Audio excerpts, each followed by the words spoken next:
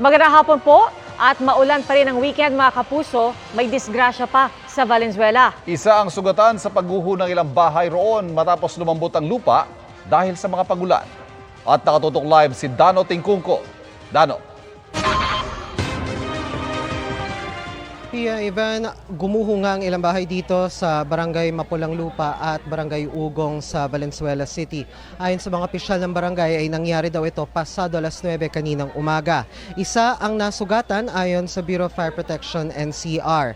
Ayon sa Valenzuela City LGU dahil sa malalakas at tuloy-tuloy na pag-ulan doon dito sa mga nakalipas na araw ay lumambot ang lupa at gumuho ang isang pader na nasa likuran lang ng mga bahay. Dalawang evacuation sites sa dalawang magkahiwalay na barangay ang binuksan para sa 27 apektadong pamilya. At sa ibang bahagi naman ng Metro Manila, nagkaroon naman ng pag-ulan at pagbaha kanina.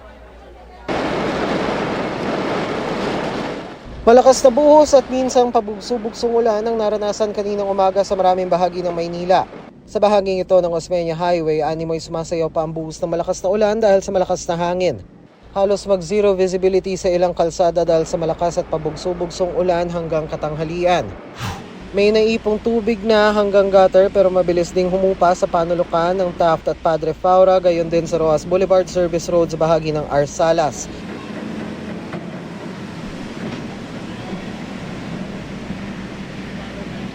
Sa mga oras na ito ay nandito yung mga apektadong pamilya sa isang covered court kung saan sila ay inaasistihan ng mga taga Valenzuela City Social Welfare and Development Office.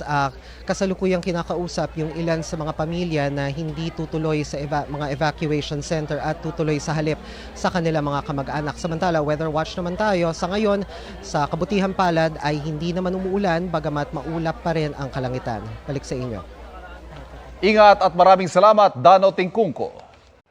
Mga kapuso, patuloy na tumutok sa mga balita. Mag-subscribe sa GMA Integrated News sa YouTube. Sa mga kapuso abroad, samahan nyo kami sa GMA Pinoy TV at sa www.gmanews.tv.